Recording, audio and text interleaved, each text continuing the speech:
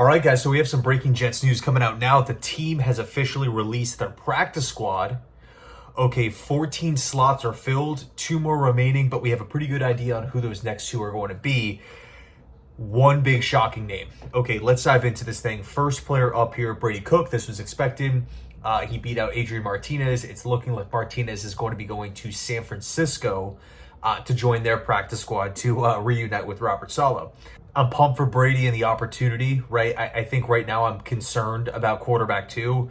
You know, the Steelers game is in a week and a half. Tyrod Taylor has missed the entirety of Jets training camp.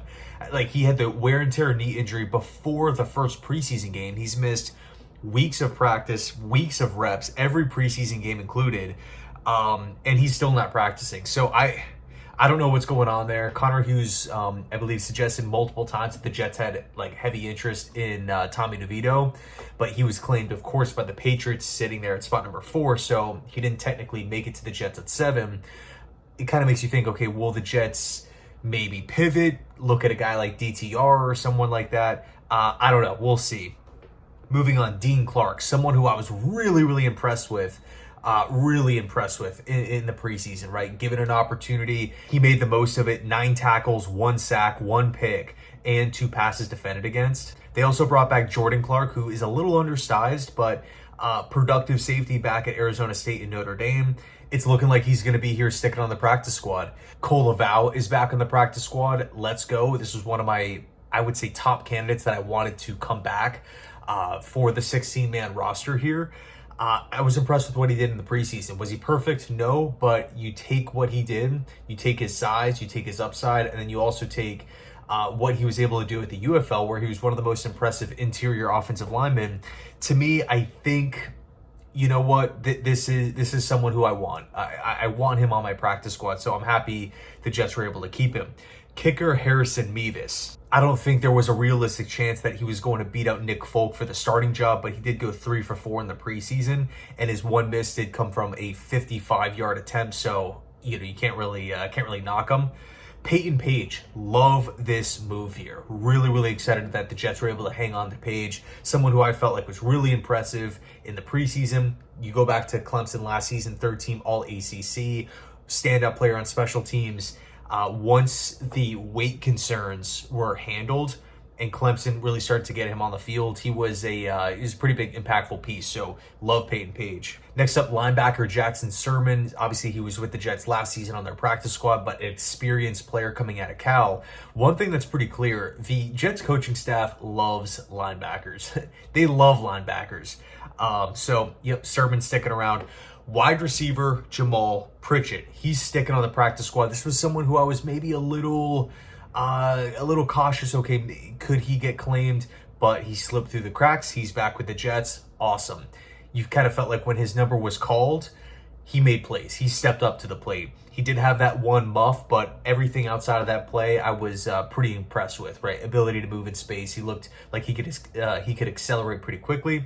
Wide receiver Quentin Skinner, another one of these wide receivers that stood out. Right, you go back to Kansas, didn't really put up incredible production or anything, but this is just one of those high upside types of guys, this athletic profile that I think a lot of Jets fans were really thrilled with when they initially brought him into the practice or brought him into the 90-man roster. So I felt like he was another one of these players that really made the most of his opportunity once the preseason rolled around.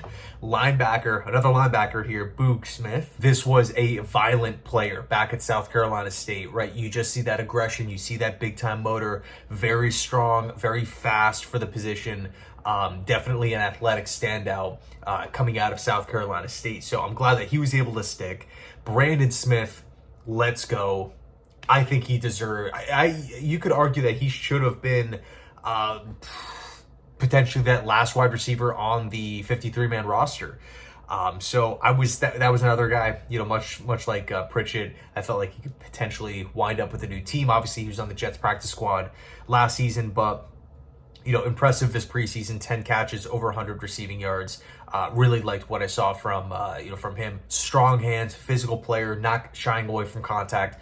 Love Brandon Smith. The Jets were able to bring back Eric Watts on the defensive line, and then when you flip it and look at the offensive line, they were able to secure Leander Weigand, who was a standout over in Germany and first team All-European League, on the top team in that league over there. And this was someone who, I remember when the Jets initially got him, there was a pretty big outreach to me personally, just saying like, hey, keep your eye on this guy. He is physical, he is strong, this guy's nasty. He spent one season at UCF but ended up going back overseas. But yeah, he's on the squad. Here's the big name though, Tyler Johnson. The Jets claimed 3 players, right? Jelani Woods earlier in the day, Esapole at tackle, and then Cam Jones, who is a linebacker, but more so that special teams option. He's literally one of the best special teamers in the National Football League. You watch what he does on punt coverage, you watch what he does on kick return. Very, very good acquisition there. But the 3 players that the Jets let go, Zaire Barnes, Marquise Hayes, who both made the 53-man roster, so common sense is like, okay, those are who those last 2 spots on the practice squad are probably going to go to. They might just be, having to clear through that waiver process. And then once they do, both of those guys are going to be coming back. But then Tyler Johnson was released. And I don't want to make it sound like Tyler Johnson is Anquan Bolden, right? Braylon Edwards, someone like that. But when I'm thinking about training camp, when I'm thinking about preseason, when I'm understanding we're talking about the Jets here, a team that desperately needs help at wide receiver, Tyler Johnson, who was just brought in on a 1-year deal, in my opinion, should have made this team. And initially, he did make the 53. He was, just released, a half hour ago here. But what's odd is the Jets didn't bring in another wide receiver. I feel good about the practice squad. Pritchett, Brandon Smith, and Skinner. I love having those 3 guys, on the practice squad for the season, assuming they don't get claims. But I mean, look at, like, if we're looking at the roster right now, we're carrying 5 wide receivers. Alan Lazard has been hurt for the majority of camp. Xavier Gibson is still hurt. They're both on the 53. So if you take a look at the roster in its entirety, or the wide receiver room in its entirety, Garrett Wilson, Arian Smith, Josh Reynolds, Alan Lazard, Xavier Gibson.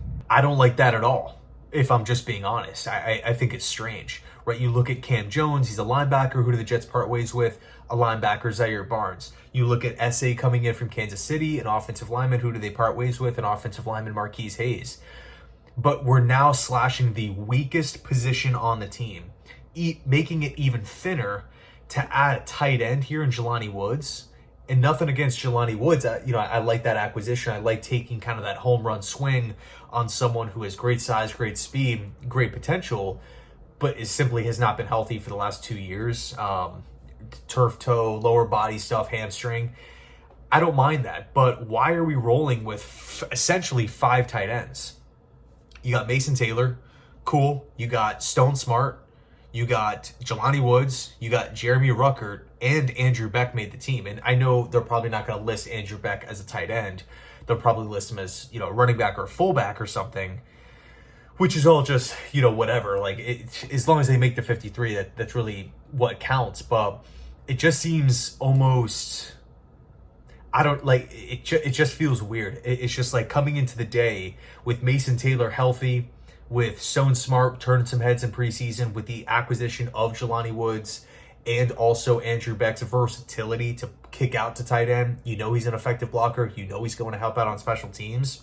We might not have that top-end elite guy. Of course, who knows what will happen with Mason Taylor. I'm projecting like a Mike Gesicki style of role, Mike Gesicki style of production, just that type of player. But, it just feels odd. It just feels like it's overkill at the tight end position. And again, the Jets want to run the ball. We know Justin Fields is a mobile quarterback. He's going to be running the ball. We know Garrett's going to get a bunch of looks. There's only one football to go around here. But to keep 4 tight ends on the roster, including Beck, and then to add Jelani Woods, and instead of moving on from one of the tight ends, you're moving on from, again, the weakest position on the offense, potentially weakest position on the team. And the receiver that they chose to demote to the practice squad was someone who didn't really disappoint, didn't have any head-scratching moments, was forming a connection with Justin Fields, and was just brought in on a 1-year deal. So Yeah, I mean, you gotta think that a wide receiver trade is coming. You know, the Jets had a chance to pick up Trey Palmer. They didn't do that. He ends up going a couple spots later to New Orleans at that ninth spot. So, you know, they had an opportunity there. They didn't take it. Could we potentially see Jacoby Myers in green and white? Is that crazy to suggest? Javon Baker, former fourth round pick in last year's class, was just released from New England. You know, is that a potential option? Maybe. But yeah, again, for me, it's just a little strange that we're rolling 5 wide receivers out at a position that's been a need since March, really since the season has ended.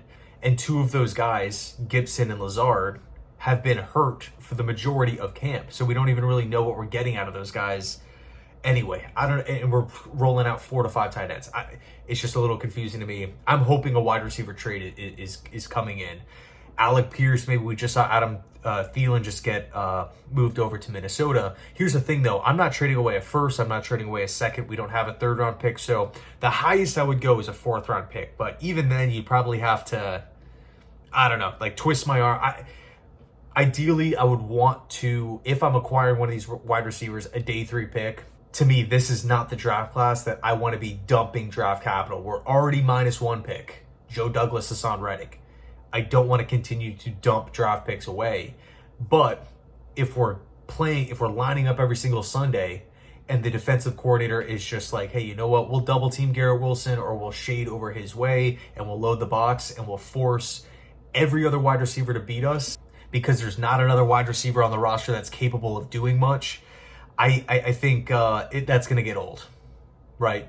2, 3, 4 weeks goes by. We're losing games because the offense is just, you know, we want to do what we want to do. We can be good at it, but we can't execute it because we simply don't have the talent on the outside to where defenses aren't respecting that aspect. Now, Mason Taylor can be a pass catcher, and who knows, maybe Jelani Woods turns into the next George Kittle. I don't know. That would be awesome. Size, speed, like he does have a lot of potential. Like if you're Tanner Range, if you're an offensive coordinator, like you want Jelani Woods. There was supposedly a lot of interest in Woods when he was initially released from Indianapolis. But in any case, that to me, I just don't think like, okay, that's the end all be all. We're totally fine. Justin Fields is going to be totally fine in the passing attack because we got Jelani Woods. I still need to actually see that on the field because the reality is he hasn't practiced one time with his Jet squad. So yeah, for me, I gotta look at the wide receiver market, man. I gotta continue to look there. I'm looking to upgrade. So anyway, let me know your thoughts down below in the comment section. Am I making too big of a deal out of it? Again, the Jets want to run the ball. There's only one ball to go around. Mason Taylor, Garrett Wilson, Fields running. How much is it really worth trading away a mid-round selection for Jacoby Myers if we're hardly going to be looking his way? I don't know. It's debatable. It's debatable, man. But anyway, let me know your thoughts, and as always, go Jets.